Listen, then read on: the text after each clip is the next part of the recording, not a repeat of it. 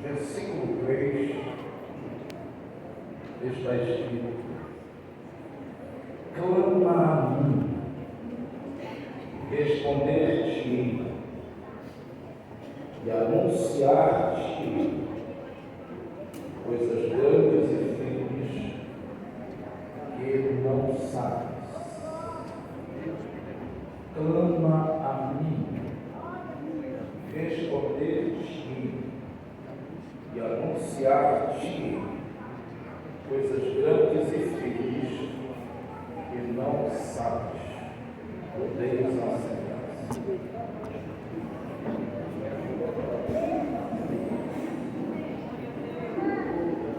Antes de qualquer coisa, nós precisamos fazer algumas observações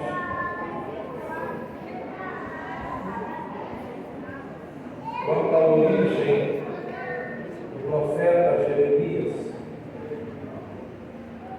Origem essas que tiveram certos impactos sobre a formação de seu pensamento como profeta e como homem. Primeiro, que sendo ele de uma linhagem sacerdotal, certamente ele cresceu em meio aos sacrifícios e outros procedimentos sacerdotais. Dessa forma, ele estava bem familiarizado com o sacerdócio, com o discurso religioso relacionado à função sacerdotal daqueles dias. Segundo, sendo ele de Anatote, ele conhecia a mensagem dos profetas enviada a Israel, os que vieram antes dele, no século 8 a.C., Isaías e Miqueias, os que vieram um pouco que antecedeu ao seu ministério, Amós, Oséias, Naum e Sofonias, e aquele a quem ele é contemporâneo, o profeta Abacuque. Olhando para esses homens que vai influenciá-lo, certamente ele vai aprender bastante, sendo ele de Anatote, sobre as tradições mais valorizadas do norte, o êxodo, a aliança do Sinai, fracasso de Israel em guardar os mandamentos de Deus, o qual vai resultar em sua subsequente conquista e deportação pelos assírios, um século antes dele exercer seu ministério. Terceiro, sendo Jeremias o profeta ativo, desde o 13º ano do reinado de Josias, ele acompanha de perto as reformas que Josias fez em todo Israel, após a triunfante redescoberta do livro da lei, que estava entre os escombros do templo, e também ele vai experimentar o posterior fracasso dessa reforma, já que ela não resultou em um avivamento contínuo, mas Judá vai novamente voltar aos pecados do reino do norte, vai fracassar religiosamente, esquecendo-se de Deus, esquecendo-se da sua lei, esquecendo-se da aliança, voltando para os ídolos cananeus, se prostrando e se prostituindo diante dele, e sucumbindo desviados diante do Eterno. A terceira observação é que, sendo Jeremias provavelmente da linhagem sacerdotal de Eli, ele conhecia a história do santuário de Siló, fato esse que ele vai utilizar mais tarde como advertência a Judá. E por outro lado, a mensagem que Jeová vai lhe entregar para ministrar a Jerusalém e a Judá é uma mensagem dura de pregar e uma mensagem dura de ser ouvida. Essa mensagem vai chamar a atenção desde o rei até o mais simples do povo. Ele não vai poupar a ninguém. Ele, como um todo, vai dizer: Judá se desviou da rota, Judá voltou atrás, Judá se curvou perante a idolatria, Judá se misturou com as nações pagãs e se assemelha a ela, Judá fez aliança com povos estranhos, Judá abandonou a adoração a Deus, Judá, embora vá a Jerusalém, ao templo construído por Salomão, colocou Deus de fora de sua vida religiosa, e por causa disso, eu suscitarei, diz o Senhor, da banda do norte, uma nação feroz, uma nação sanguinária, uma nação que tem passado pela terra e tem devorado ela. E esta nação virá contra Judá e a tomará de assalto. E aqui não restará pedra sobre pedra. O templo será gritado e roubado. As portas serão incendiadas. As novas serão violentadas sexualmente. Os jovens serão levados cativos e ficarão como servos. Os velhos envergonhar-se-ão. Os príncipes e reis perderão a sua coroa.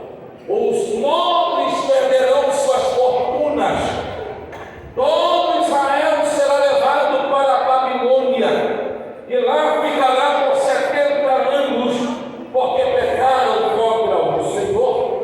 Essa profecia vai resultar na vida do profeta Jeremias uma emoção contida, uma deturpação de sua emoção, fazendo com que o profeta primeiro tivesse constantes problemas com seus adversários. Por causa de sua mensagem, a liderança de Judá o persegue, o castiga, o aprisiona, e isso porque eles têm o profeta como um traidor, por sua mensagem de que Israel deveria se submeter à Babilônia, a fim de não sofrer tanto. Eles o têm como um falso profeta, porque todos os demais profetas estão dizendo que não haverá guerra, estão dizendo que não haverá ruína, estão dizendo que haverá paz sobre os muros de Jerusalém. E Jeremias é do contra. Ele diz: os nossos profetas, eu nunca os falei, nunca me revelei a eles de madrugada, nunca dei sonho a eles. São profetas de mentira, são homens que dizem ter visões, mas eu nunca me manifestei a eles. Vocês seguem a profetas cegos e mudos, porque a palavra do Senhor é essa: o cativeiro virá e não haverá ninguém que impeça desse cativeiro chegar. Ele, por causa de sua mensagem, vai ter profunda angústia pessoal. Quem lê o seu livro de Lamentações, quem lê o capítulo 15, capítulo 16 e capítulo 17, vai perceber que o profeta se frustra, se decepciona com o ministério, ele se torna depressivo, de tanto chorar, a sua alma está abalada, porque ele ora, e Deus não responde a sua oração. Antes, Deus diz: não interceda por este povo, porque eu não te ouvirei. O que eu disse como decreto, isso acontecerá. Ainda que Moisés estivesse no meio deles como intercessor, eu não o ouviria. E se eu não ouvirei a Moisés se estivesse, muito menos a você. Ele continua orando e Deus se irrita e diz: basta, Jeremias, mesmo doente, mesmo angustiado, mesmo decepcionado, mesmo frustrado, continue o teu ministério, porque se você ainda não passar para o lado deles, então tu será a minha boca na terra. E ele diz: eu até pensei em parar, e até disse: eu não mais falarei a tua palavra. Mas quando eu pensava isso, a sua palavra me queimava nos ossos.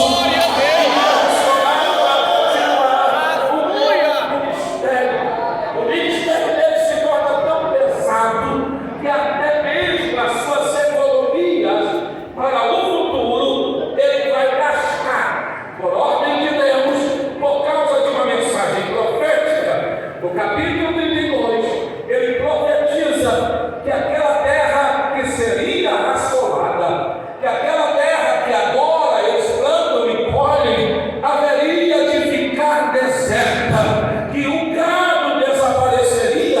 Agora ele lança uma profecia dizendo: Deus vai mudar a vossa sorte, porque depois do cativeiro vocês não serão exterminados. Deus vos voltará a trazer a esta terra, e aqui haverá gado em abundância, e aqui haverá criança, e vocês crescerão como povo. A cidade será iluminada, Deus voltará a ser adorado, Deus voltará a ser entronizado. Aí o profeta fecha a boca e Deus olha para o povo, e o povo está meneando a cabeça, dizendo: uma hora ele profetiza que vai haver juízo, outra hora ele profetiza como consolo que Deus vai restaurar. Como é que é isso? Então Deus desafia o profeta a pegar toda a sua economia e comprar o terreno em coerência com o seu discurso de restauração futura. E ele compra o terreno, sabendo que o terreno ficará desocupado, sabendo que ele não vai usurpar de nada daquele terreno, sabendo que aquele terreno ficará para a sua família, porque nem mesmo ele sobreviverá no tempo futuro. Mas Deus diz: compra o terreno e diga para o povo: assim como eu estou comprando este terreno, vocês não vão perder a herança que eu vos entreguei. Para você ter ideia, por causa do seu ministério, Deus lhe proíbe de casar e de ter filhos, por causa do iminente juízo que viria sobre Jerusalém.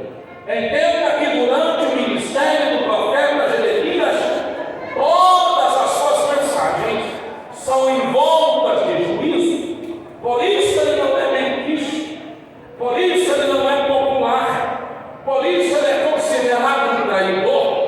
Os nomes, gente, o povo, até mesmo gente da sua família na corte, busca matá-lo, busca assassiná-lo. Mas Deus lhe diz: fica em paz, e continua pregando, porque eles até podem formar oposição, levantar contra você, mas não prevalecerão, porque eu sou contigo.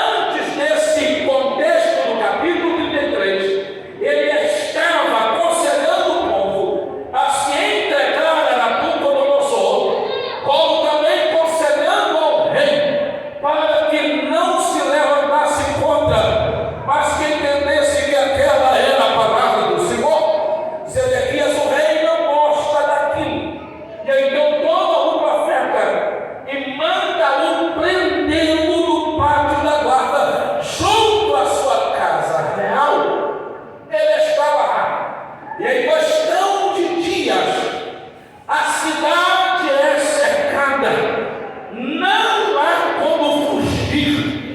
Todo o vale e ao redor dos muros de Jerusalém está o exército de Nabucodonosor, que cerca a cidade, minando as suas fortalezas. Ninguém entra, ninguém sai.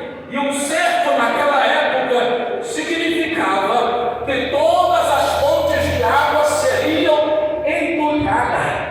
A cidade não tinha canais de água por dentro, a água vinha por fora, feita nos dias de Ezequias.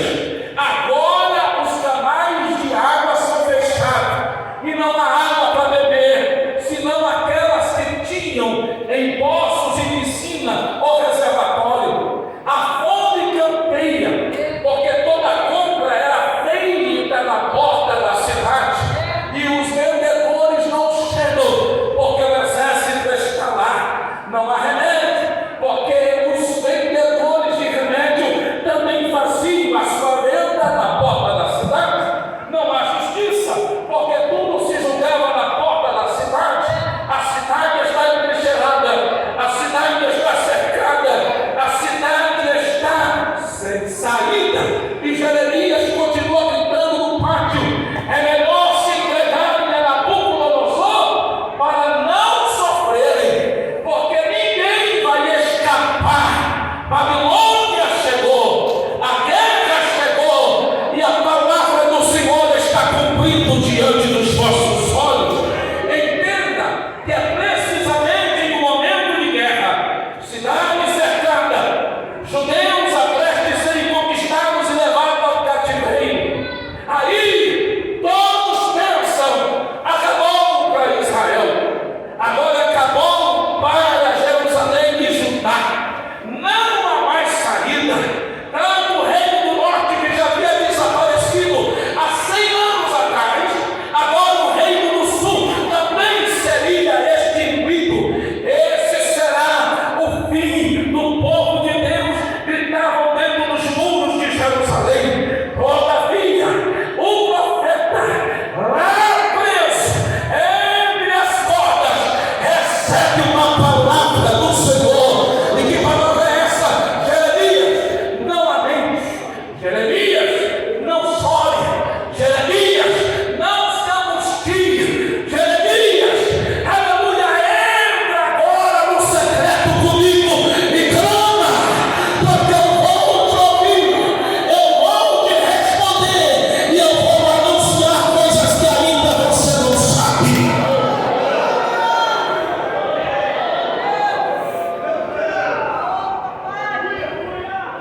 Embora o cenário era tenso, o capítulo 33, teologicamente, ele está inserido no bloco, no capítulo 30 ao 33, que traz consolação ao povo, sendo este bloco, do capítulo 30 ao capítulo 33, chamado de Livro das Consolações.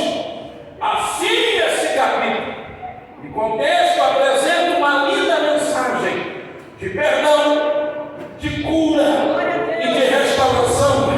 E no final, uma esperança com o reinado de uma linhagem davídica através do redento de Davi, Jesus Cristo Messias, em sua segunda vinda. Olha para essa pessoa que está do seu lado e diga: a disciplina